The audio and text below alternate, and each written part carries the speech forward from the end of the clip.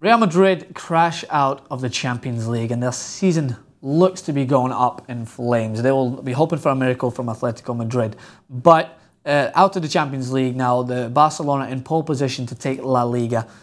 What does this mean for Real Madrid? That is a question I want to ask. I want you guys to be as interactive as possible throughout this clip because I want to know what you guys think, because I have my own perspective. I don't claim to be an expert. I just like to look at things from a logical perspective, take into account all sides, and realize that Real Madrid, the owners need to take a real look at what's going on at the club, because you'll get one season, you win the Champions League, you miss out on the La Liga narrowly, and it's a successful season.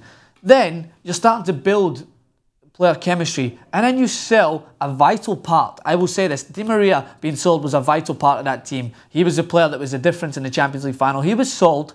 They bring in someone like James Rodriguez for an enormous amount of money, who, yes, with his elaborate goals and his technical ability is a good signing on paper, and I think he's a good player, but he didn't have the immediate impact that you would have expected. Toni Kroos, who I'm a big fan of, fit into the team kind of well, but they just don't have time to bind together, because it seems like the Real Madrid board suffer from the same short memory that the Real Madrid fans suffer. They think when things aren't going right that they'll just be like, all right, forget him. He's obviously in a bad run of form, let's just sell him out. That's why I think, as a result of this, Gareth Bale will leave in the summer. That's why I think that they will maybe replace Carlo Ancelotti, whether willingly or not. I think Carlo Ancelotti might be looking elsewhere. I read in The Guardian someone said that this will be his resignation letter, losing to Juventus. I wouldn't be surprised if that happened. Ronaldo, I think maybe he's got another year. So they need to start thinking about building that team chemistry and not just going in and picking the best of the bunch and hoping that they stick together, because this season they haven't looked the same as what they did last year.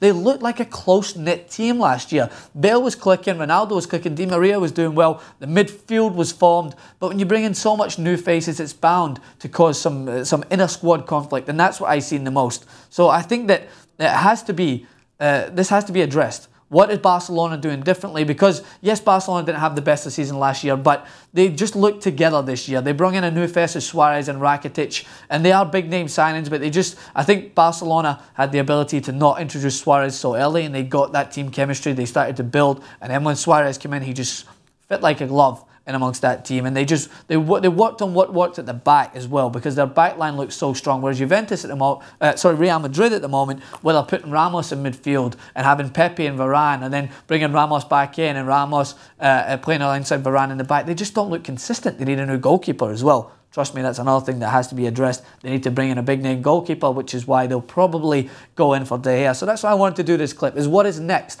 for Real Madrid. I want you guys to tell me. I want to be interactive with this, because in my early predictions, I think there's going to be a few players leaving in the summer. I think that they'll be looking for a new manager, whether Ancelotti is going to leave or not.